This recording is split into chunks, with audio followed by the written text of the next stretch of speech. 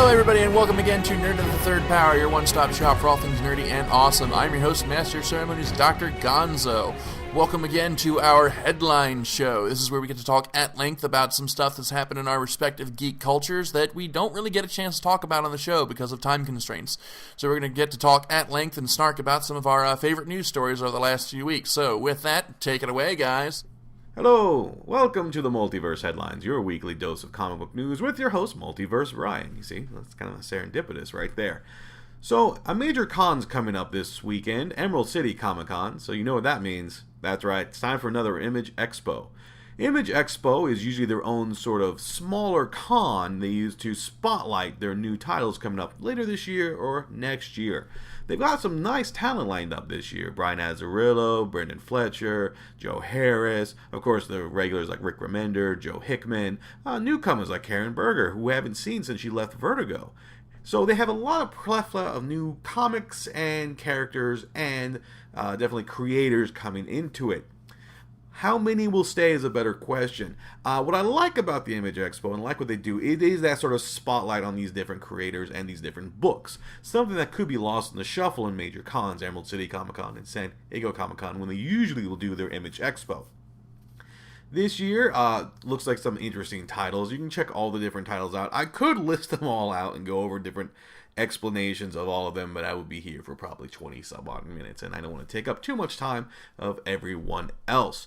My always major concern, though, with the Image Expo is that while they do have some hits when they come out of here, The Wicked Divine being one of them, and Rick Remender's Black Science, which I think will be going up to its third volume here pretty soon, a lot of times these books are sort of one and done. They get their issues out, and they're never seen from or heard from again. Which is sad, because I know Image is at least trying their hardest to get themselves out noticed and get these books out for their creators. Because remember, these are all different creator-owned books. So if these books are successful, the creator is successful as well. It's an initiative they've been pushing for several years now. This is what's bringing a lot of different cool things to Image and increasing their market shares and dollar shares. They want to go into the business side of things. But with every increase, there always seems to be just a bunch of books no one reads. Again, hopefully this is going to change up here pretty soon. And it might be. The attitudes are changing around from the different eras. So with that being said, let's move on to the big two for the moment here. I got some small news stories for them. I'm probably not going to get too much more until Emerald City Comic Con comes. I wish these headlines were taking place a week later and I have some more information for you. But hey, you take what you can get. Over with Marvel, they have been promoting Civil War 2, big summer crossover that's going to be taking place almost quite close to the Civil War movie coming out. Nudge, nudge, wink, wink, synergy. The difference, though, is that we still don't have a lot of information going on. We've seen some preview pages and a lot of different tie-ins have been showing up.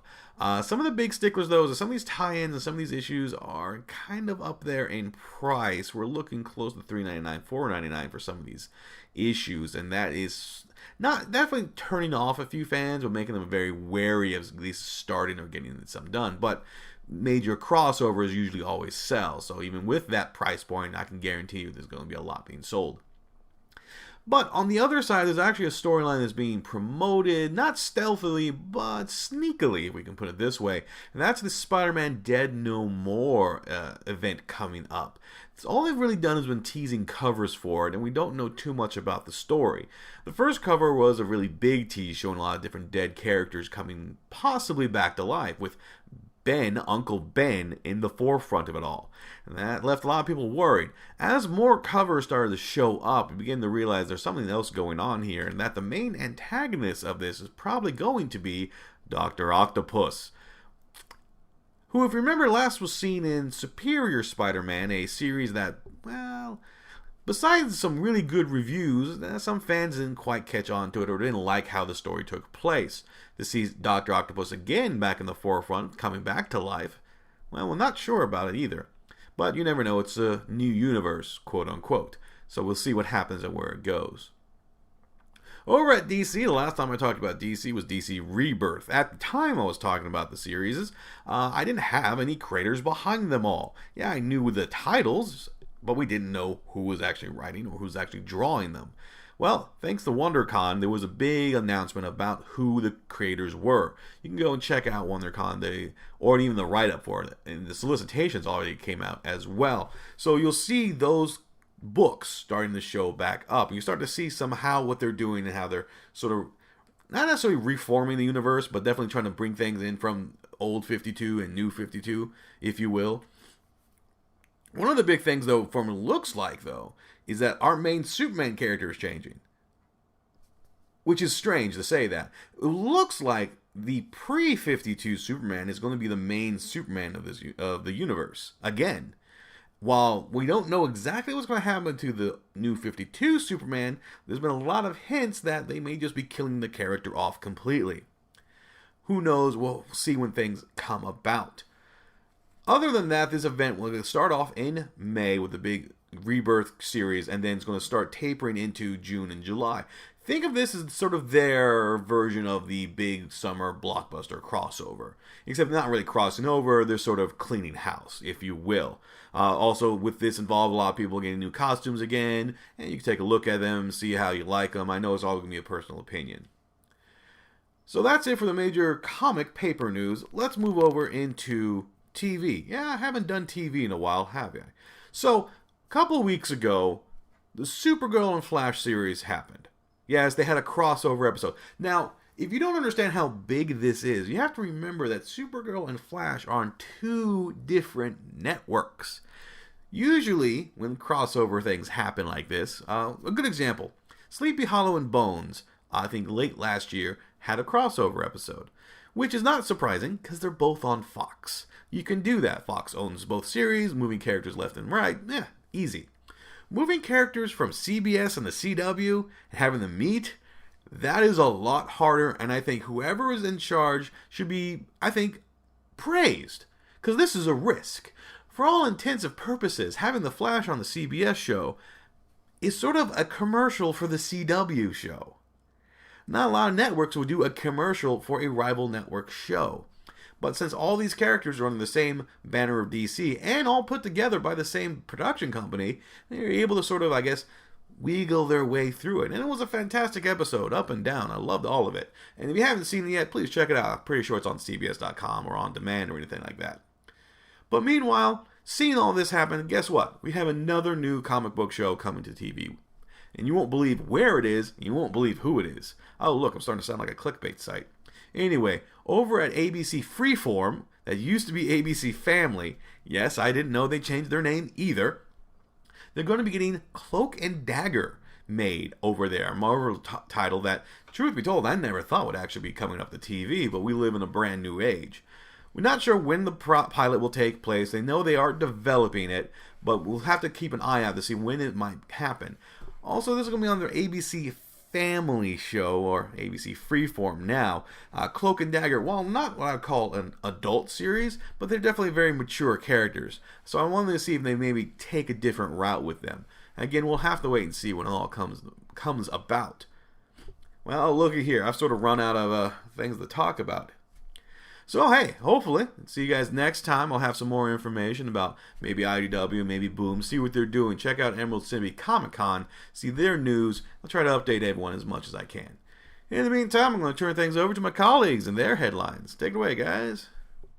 Why, thank you. Viz Media recently announced that they've partnered with talent and literary agency United Talent Agency with the purpose of developing live-action content based on their library of licenses.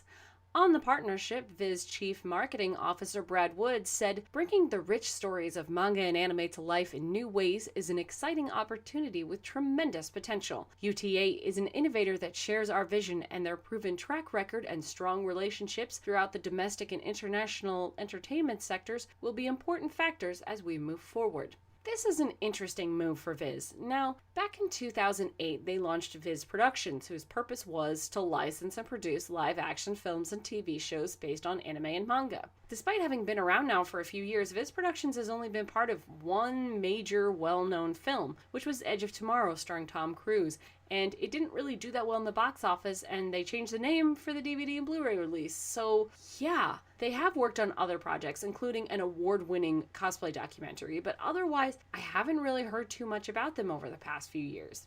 Owning a talent agency and a licensing company, now that would definitely streamline the whole production process, and hopefully they'd be able to get some really notable titles out there nice and fast, which would be great for the whole industry. Of course, the biggest news out of the past few weeks is that Toonami, alongside Production IG, is going to produce more episodes of FLCL. The 12 episodes they plan on producing will span 2 seasons and center around a teenage girl named Hidomi whose life gets turned upside down when a new teacher named Haruko arrives at her school. The story promises not to leave us hanging with what happened after the end of the original FLCL and will answer questions like, why did Haruko bother to return to Earth, and what happened to her Rickenbacker 4001? The news has left fans somewhat divided, mostly happy, but somewhat divided. On the one hand, FLCL had great reviews, won tons of awards, and was overall one of the most popular series of its day.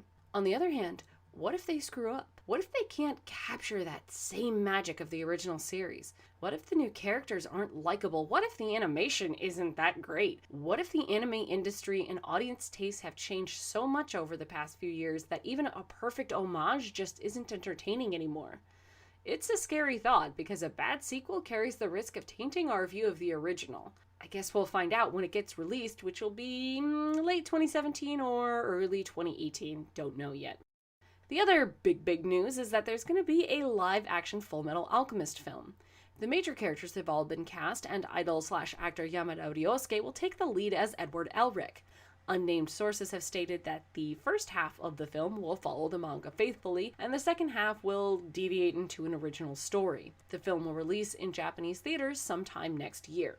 Now, if that turns out to be true about the whole deviating into its own story, then I'm sorry guys, but this movie is probably not going to be so great. We already know what FMA looks like when it doesn't follow the manga because the 2003 series exists, and while it has its merits and it's good on its own, it's really no Brotherhood, or the manga for that matter.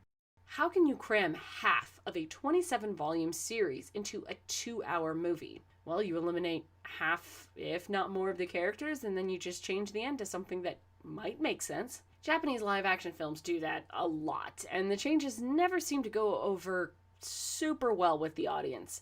Take the live-action Attack on Titan film. They added new characters, changed a bunch of stuff around, and it really just didn't work. It didn't make a good film, much less a good version of Attack on Titan. So, needless to say, I worry for a Fullmetal Alchemist film. The thing that I find the most odd, though, is why they waited so long. FMA peaked in popularity years ago. Same with making more FLCL. Both of these franchises have been quiet for a long time, FLCL especially. Why make more now? Who knows, but as long as they're both good, who cares? Of course, the other thing that I've seen some fans freaking out over is Square Enix's announcement of a 5-episode anime and a 3D CG film for the Final Fantasy XV game. Brotherhood Final Fantasy XV is a prequel anime following the adventures of the game's main party members, Prince Noctis, your playable character, and his friends Gladiolus, Ignis, and Prompto.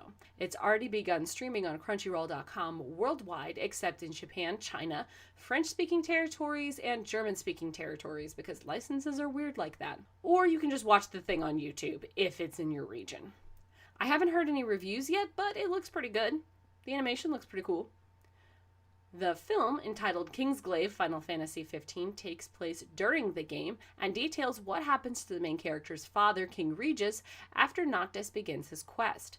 King Regis will be voiced by Sean Bean, so, maybe don't get super attached. Another character in the film will be voiced by Lena Headey, because the universe loves irony. There's not a whole lot of release information out yet. We know it'll be downloadable and streamable sometime before the game comes out, and a Blu-ray copy will come with the deluxe and ultimate collector's editions of the game, which comes out September 30th. Now, the film was made by the staff that made Advent Children, so of course it looks like it'll be 110 minutes of gorgeous, if nothing else. It does look pretty awesome though, so even I, as the non-gamer of the crew, will probably still check it out.